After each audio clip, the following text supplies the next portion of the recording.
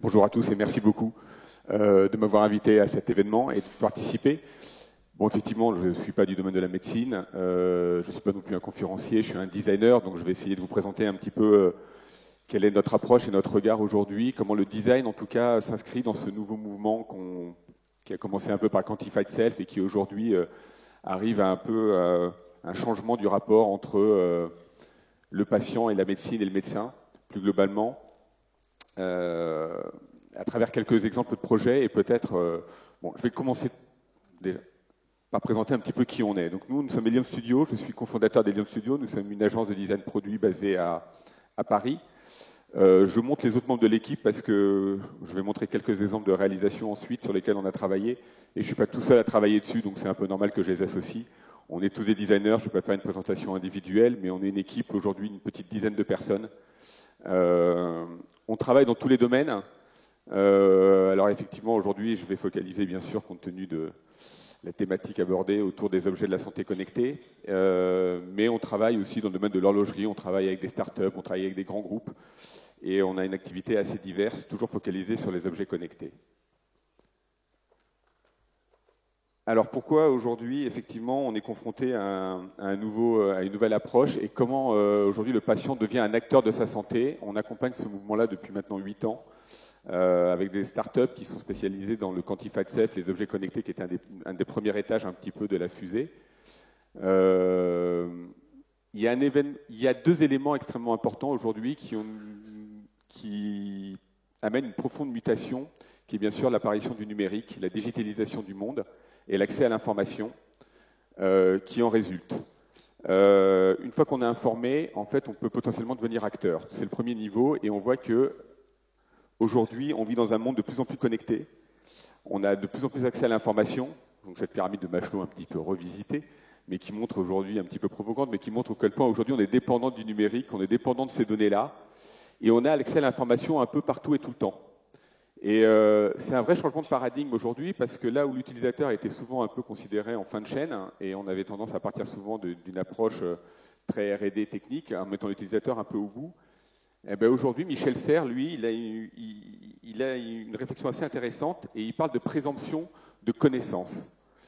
Et en fait, c'est un vrai changement d'approche qu'on doit avoir et qu'on doit prendre en compte dans l'approche globale des produits et des services qu'on va concevoir. On ne peut plus se contenter de concevoir le produit comme une entité seule à la fin, on doit vraiment prendre en compte le changement de position de l'utilisateur. Donc, Michel Serres a cette citation à propos de l'éducation. Il parle entre des MOOC et de fait qu'aujourd'hui les étudiants ont cette présomption de connaissances qui font que ça modifie le rapport sachant-apprenant. Mais c'est tout à fait valable dans le domaine de la médecine en fait aussi, où on voit que le patient est de plus en plus informé sur les pathologies qui peuvent être les siennes. Souvent, il s'informe avant même d'aller voir son médecin et il peut lui-même avoir il arrive près des fois avec sa prescription déjà préparée. J'ai été un peu trop vite. Il y a un autre phénomène auquel on assiste depuis une vingtaine d'années et depuis 10 ans de manière un peu exponentielle. C'est ce que Mark Weiser, qui était le directeur du Xerox PARC aux États-Unis, avait conceptualisé à la fin des années 80 ce qu'il a appelé l'informatique ubiquitaire. Alors l'informatique ubiquitaire, c'est quoi? C'est en fait le fait qu'aujourd'hui, l'informatique, on la retrouve dans les objets du quotidien. C'est un peu ce qu'on retrouve de manière tangible dans les objets connectés. On n'a plus un ordinateur central qui va centraliser toute l'information. On va avoir une sorte de réseau.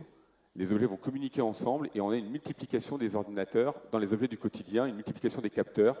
Et donc les objets deviennent, alors je ne sais pas si le terme intelligent est le plus approprié, je ne sais pas s'ils sont encore vraiment intelligents, tout le monde met smart object, mais bon.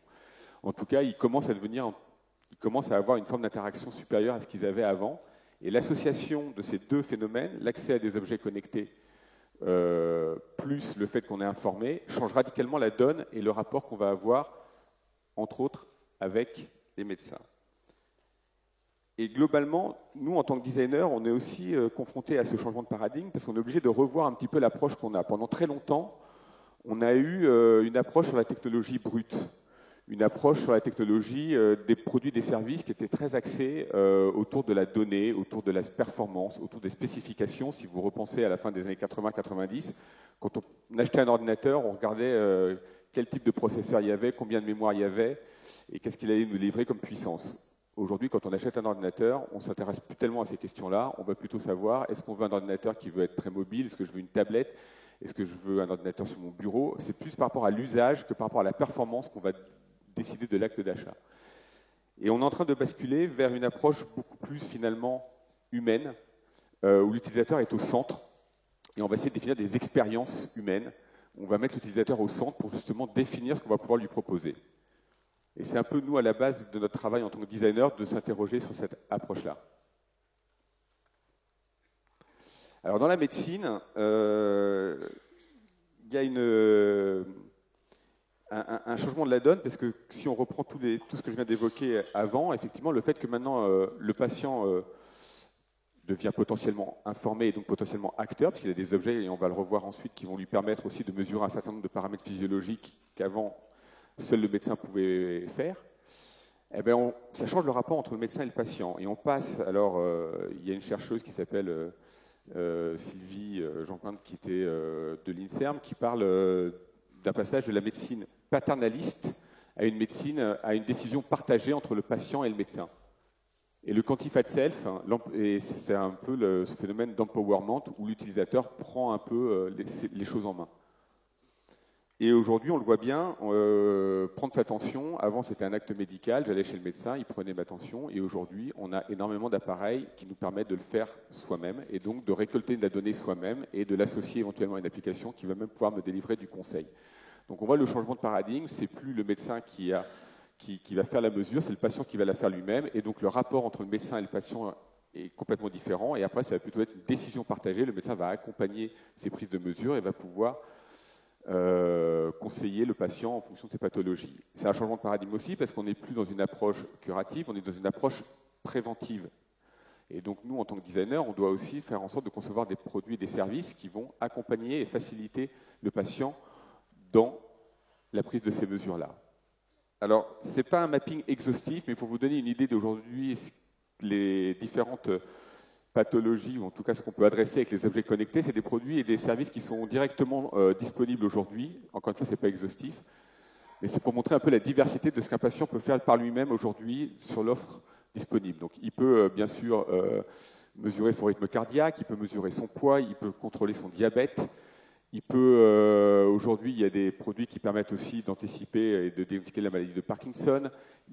On peut tester les allergies. Aujourd'hui, il y a des appareils qui permettent de faire des prises de tests sanguins qui vont permettre à la fois de voir les conséquences consécutives à un effort, mais aussi d'avoir des tests HIV.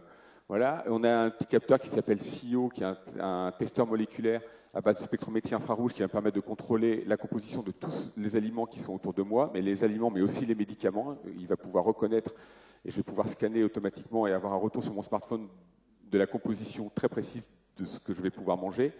Le diabète avec des semelles connectées, le soleil, le cancer. Aujourd'hui, il y a Google X-Lab qui travaille sur des détecteurs. Il y a Novartis qui, avec Proteus, fait des gélules ingérables qui permettent de vérifier l'efficacité de la prise de médicaments. Donc on voit qu'aujourd'hui, il y a un secteur extrêmement vaste et qui change radicalement la façon dont nous, on doit, en tant que designer, se positionner par rapport à tous ces nouveaux produits et ces nouveaux services, parce qu'on voit que l'utilisateur est au centre et ce ne sont plus des spécialistes qui vont être détenteurs de ce savoir et de ces prises de mesure, mais c'est l'utilisateur qui va devoir le prendre en main. Et on passe en fait... tous ces acteurs aujourd'hui sont rentrés sur le marché essentiellement par le biais de ce qu'on a appelé aux États-Unis le quantified self, c'est-à-dire l'automesure, qui au départ se faisait sur des paramètres, on va dire plutôt de confort, de bien-être, c'est-à-dire le nombre de pas, le rythme cardiaque, des choses qu'on peut mesurer assez facilement. Et là, il y a un glissement qui est en train de se faire de pas mal de startups sur le domaine de la santé. On est encore dans une zone grise aujourd'hui entre bien-être et santé, mais beaucoup de startups se positionnent et commencent à essayer de passer cette fameuse barrière à l'entrée qui permet de se positionner dans le monde médical. Fitbit récemment, avec le bracelet Flex, a eu une étude d'un institut de cardiologie aux États-Unis qui a fait une étude assez sérieuse et qui a validé le fait que ce produit-là, qui est un tracker d'activité que je vais porter au poignet, qui va prendre mon rythme cardiaque en continu dans la journée, est un outil de prévention des rythmes cardiovasculaires. Donc on voit qu'on est en train vraiment de glisser du domaine du bien-être vers la santé et toutes les startups aujourd'hui sont en train d'entrer de plus en plus dans le domaine médical. Alors nous, en tant que designer, comment on aborde la conception de ces nouveaux objets, de ces nouveaux produits? La première chose qu'il faut comprendre, c'est qu'un objet connecté, ce n'est pas que l'objet, c'est un écosystème complet. Et c'est tous ces aspects-là qu'il faut qu'on prenne en compte. Donc certes, il y a l'objet, mais associé à cet objet, il y a une application, et associé à cette application, il va y avoir de la donnée qui va être générée. Et puis, un facteur à prendre en compte, c'est la dimension sociale, parce qu'il y a pas mal de produits et de services qui s'appuient sur cette dimension sociale, qui font partie de l'expérience qu'on va proposer à l'utilisateur et qui va être proposée à l'utilisateur pour pouvoir l'accompagner. Le social, ça peut être une dimension très limitée, ça peut être la relation patient-médecin, mais ça peut être aussi des groupes, des communautés de patients ou de personnes qui vont se retrouver dans une pathologie particulière et qui vont pouvoir partager. Ça peut être des choses aussi beaucoup plus de confort. On va pouvoir partager l'évolution de sa courbe de poids dans la durée pour bien montrer à tous ses amis qu'on est dans un régime et que ça marche, ou que ça ne marche pas, ou ceux qui s'arrêtent de fumer, par exemple. Donc c'est la prise en compte de tous ces paramètres-là qui est extrêmement importante à prendre en compte quand nous, on conçoit un produit et un service. Et ça se répercute en fait aujourd'hui sur une modification de la façon dont on avait la façon de concevoir les produits. Pendant très longtemps, enfin jusqu'à présent, avant que les objets soient connectés, et quand on n'était pas dans cet écosystème ouvert, quand on était dans ce qu'on peut appeler un écosystème fermé, il y avait une relation très forte entre la forme et la fonction de l'objet. Ce qui a été édicté dans cette fameuse loi, forme follows fonction, la forme suit la fonction, cette relation très, très intime entre la forme et la fonction. Aujourd'hui, on ne peut plus s'appuyer uniquement sur ce rapport-là, puisqu'une grosse partie des fonctionnalités des objets connectés sont déportées dans l'application. Donc si on essaie de trouver quelle est la fonction de l'objet, et comment je vais la rendre tangible, comment je vais l'incarner formellement, ce n'est pas si simple que ça. Surtout qu'il y a des objets qui ne sont que des capteurs. Donc on y reviendra un petit peu plus loin, mais effectivement, aujourd'hui, on se pose la question de savoir comment je vais formaliser, incarner, quelle image je vais donner au produit que je vais dessiner, que je vais concevoir. Le deuxième point à prendre en compte, c'est l'approche à la technologie. C'est des produits qui sont éminemment technologiques, qui sont souvent très complexes, multifonctions, avec beaucoup de couches. Or, c'est des produits qui se rapprochent des individus, aussi bien dans le temps que dans l'espace. C'est des produits avec lesquels je vais devoir vivre. Donc si cette technologie, je la fais transparaître et j'en fais un objet très compliqué dans son aspect, et le BlackBerry est un bon exemple, parce que c'est un produit qui était extrêmement intelligent, avec des communications cryptées, etc., mais qui finalement s'adressait à une cible relativement restreinte de personnes. C'était vraiment des spécialistes. Dès qu'on a voulu toucher une cible plus large, il y a eu un petit peu un frein, parce que l'expérience autour de ce produit-là était peut-être trop compliquée. Il y a une sorte de technologie comme ça qui transpire sur la surface du produit.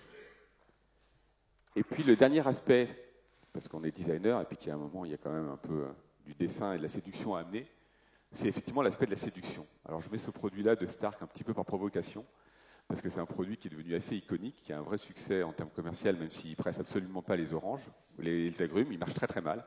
Mais c'est pas grave. Et d'ailleurs, Stark s'en tire avec une très belle pirouette, mais qui est assez importante parce que c'est toute la valeur émotionnelle du design. Stark, quand il parle de ce produit-là, il dit « Je n'ai pas dessiné ce presse-agrumes pour presser des citrons, je l'ai dessiné pour engager les conversations ».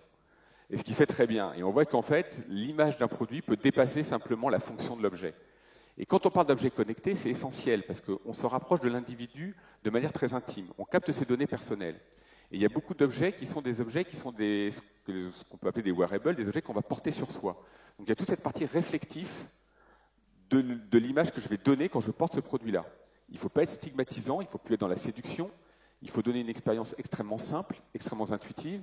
Et nous, tout le travail qu'on va faire, c'est comment on va rendre ces produits-là effectivement séduisants, je crois qu'il faut l'assumer, pour qu'ils soient acceptés et qu'on puisse les porter de manière positive et pas être dans une stigmatisation, surtout quand on traite du domaine de la santé, où là, on se rend compte qu'on a des facteurs psychologiques assez importants. Et puis ensuite, toute l'approche, bien sûr, liée à l'usage et à l'ergonomie, c'est des produits qui sont compliqués, comme on l'a dit, et donc il ne faut surtout pas qu'il y ait une expérience où on va avoir trop de friction à l'usage, parce que c'est ce qui va amener à un abandon de ces objets-là. Un objet connecté n'a du sens que quand il est utilisé de manière récurrente, parce qu'il va générer de la donnée, et c'est l'accumulation de ces données dans la durée qui va donner potentiellement derrière, qui va pouvoir être interprété pour donner un service pertinent à l'utilisateur. Alors maintenant que j'ai posé un peu les bases du contexte et un peu comment nous, on est obligé de se repositionner par rapport à toutes ces nouvelles données, je vais montrer quelques exemples de produits sur lesquels on a travaillé, entre autres avec Weezings, qui est une start-up spécialisée dans les objets connectés autour du bien-être et de la santé. On collabore avec eux depuis la création, depuis 2008. Et on a travaillé sur différents types de produits. Je vais en présenter que quelques-uns aujourd'hui, mais qui illustrent assez bien la démarche qu'on peut avoir autour d'une expérience globale autour des objets connectés et autour de la santé. Le premier produit qu'on a dessiné pour eux, c'était un PES-Person.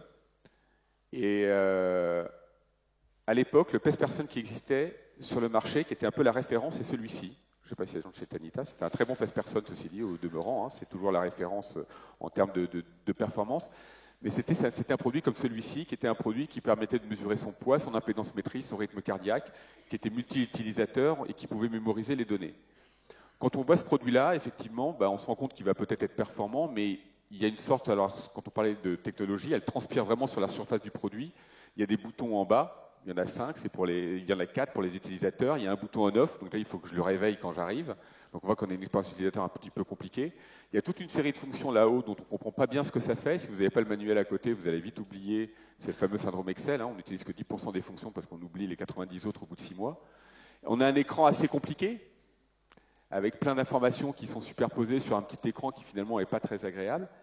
Et donc quand on s'est dit avec Withings qu'il fallait qu'on repense le PES-Person connecté, qui allait avoir les mêmes fonctions, multi-utilisateurs, qui allait faire l'impédance métrique, qui allait faire le rythme cardiaque, mais le fait d'être connecté, on s'est dit on va pouvoir peut-être simplifier tout ça. Et on a travaillé pendant pas mal de temps et on est arrivé à ce produit-là, qui fait exactement la même chose que le produit précédent et même plus.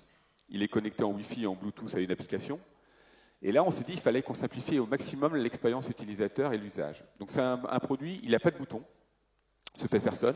J'ai même pas besoin de le réveiller pour le tarer, parce qu'il y a beaucoup de personnes, il faut souvent appuyer une première fois dessus, attendre qu'il s'affiche et après je monte dessus. Là, j'ai plus qu'à monter dessus, il prend la mesure et c'est tout.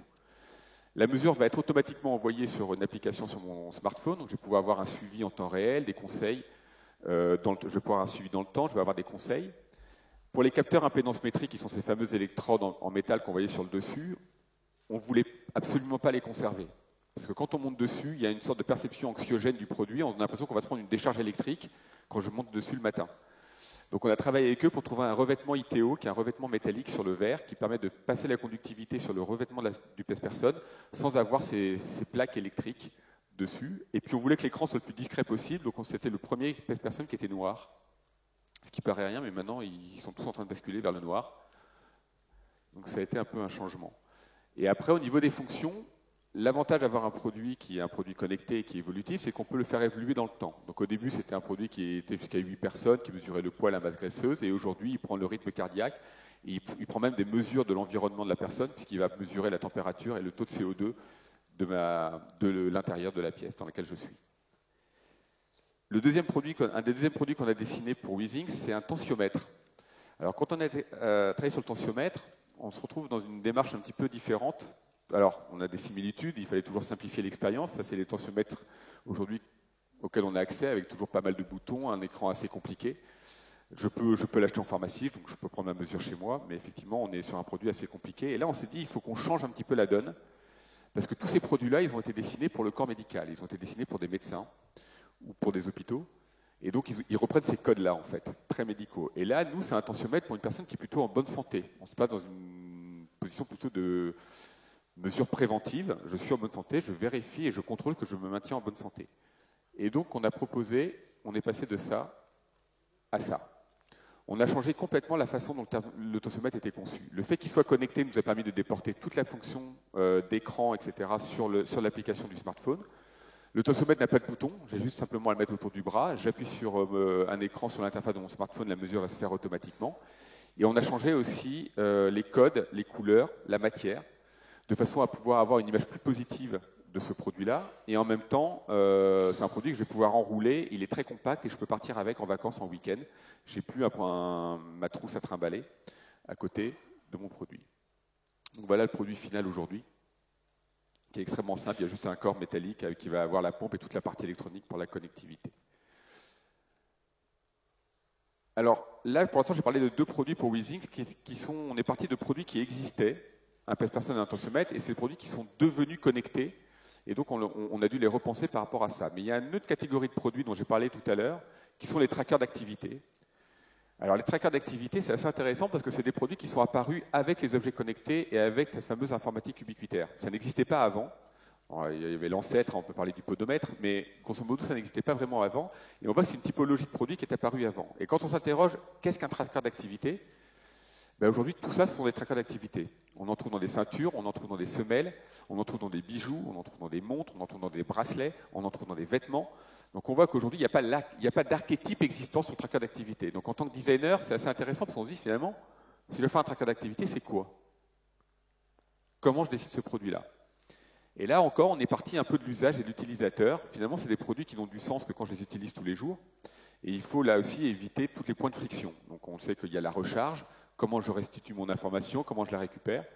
Et on a dessiné cette montre-là, qui est la montre activité de Withings, où on a inclus le tracker dans une pièce d'horlogerie. Donc c'est une montre qui est faite en Suisse, elle a un vrai mouvement Swiss made, donc bon, elle a une vraie certification. Et il y a le compteur en bas à droite, là, qui est un compteur qui va entre 0 et 100. Je vais pouvoir me donner des objectifs de distance, de calories, de nombre de pas. C'est une montre qui est étanche, donc je peux nager avec, donc je peux aussi me donner un nombre de longueurs que je vais faire. Elle fait aussi l'accompagnement du suivi du sommeil. Donc si je dors avec, elle va me donner un mapping de ma nuit avec mes phases de sommeil profond et mes phases de sommeil léger. Et donc en fait, on a simplement les objectifs qu'on va se fixer sur l'application, et entre 0 et 100, je vais immédiatement savoir où j'en suis de l'objectif que je me suis fixé par rapport à mon objectif initial. On s'est beaucoup interrogé aussi sur l'interface. Quand on parle d'expérience, c'est dessiner l'image du produit, mais effectivement, comment on restitue l'information du nombre de pas. Et tous les produits aujourd'hui, c'était en nombre de pas. Donc vous avez fait 5000 pas, 6000 pas, 7000 pas. On ne sait pas trop ce à quoi ça correspond. Et du coup, là, on a préféré pouvoir, via l'application, le corréler à une distance peut-être. Et là, entre 0 et 100, c'est simplement en relatif. Je vais pouvoir avoir... on a vraiment fixé sur l'objectif, en fait. On a vraiment focalisé le retour d'information par rapport à un objectif donné. Et pour vous montrer qu'aujourd'hui, ces startups-là, elles s'interrogent de plus en plus aussi, et elles vont de plus en plus dans la recherche et développement et sur le médical, c'est un produit qu'on a dessiné avec Withings, qui a été présenté au CES cette année. Il a eu 2 CES Innovation Awards. C'est un produit qui permet de prendre la température sans contact dans la famille. Donc, il est connecté, mais je l'ai mis exprès en bas, c'est presque une fonction mineure. Il y a eu une recherche et développement, c'est un capteur qui va avoir 16 capteurs, qui va faire plus de 4000 mesures en 2 secondes, au niveau avec une spectrométrie infrarouge autour de la tempe, et qui va faire une mesure sans contact extrêmement hygiénique, extrêmement précise de la température du patient. Donc c'est extrêmement intéressant pour les familles parce que je peux prendre la température de mon enfant de manière non invasive. Extrêmement précis parce qu'en plus il y a un capteur de température extérieur, donc il va vraiment ajuster la mesure en fonction de la température de la pièce. On va pouvoir avoir une précision extrêmement fine de ça. Et ensuite, bien sûr, je vais pouvoir adresser la mesure aux membres de la famille qui est concerné, et je vais pouvoir avoir un suivi sur une timeline de l'évolution de la maladie et de la mesure dans la durée. Je vais vous montrer un dernier projet, il me reste un peu moins de 10 minutes, qui est un projet qu'on a développé avec une start-up qui s'appelle Physidia, qui est beaucoup plus médicale, et qui est une machine de dialyse, une machine d'hémodialyse à domicile, sur laquelle on a été interrogé il y a maintenant un peu plus de 3 ans. On a mis 2 ans et demi de développement.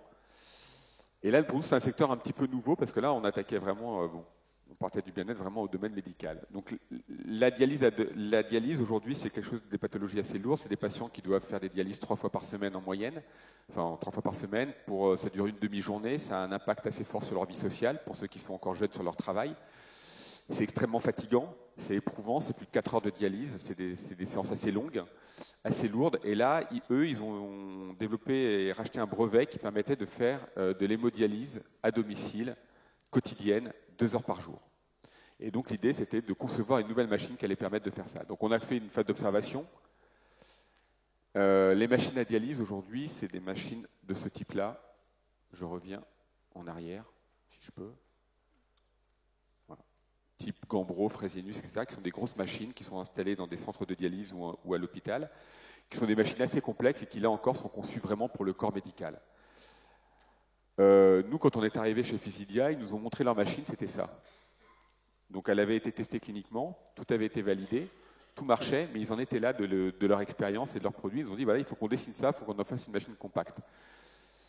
On a commencé à travailler, à discuter un petit peu avec des néphrologues.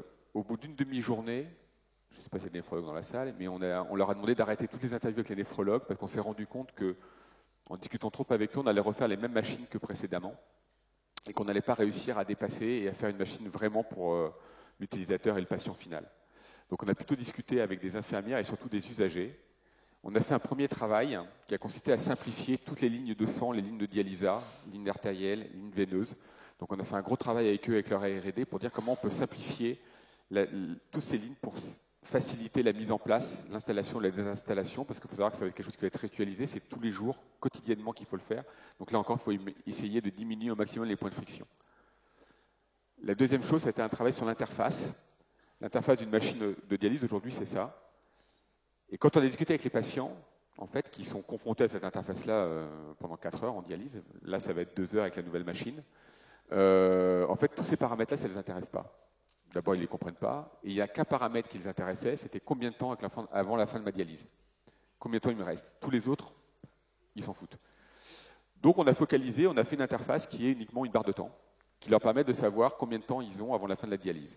La machine, ensuite, s'il y a un problème, elle va pousser des notifications en push et elle va être capable de donner les informations et la procédure à faire si jamais il y a un problème en cours de dialyse.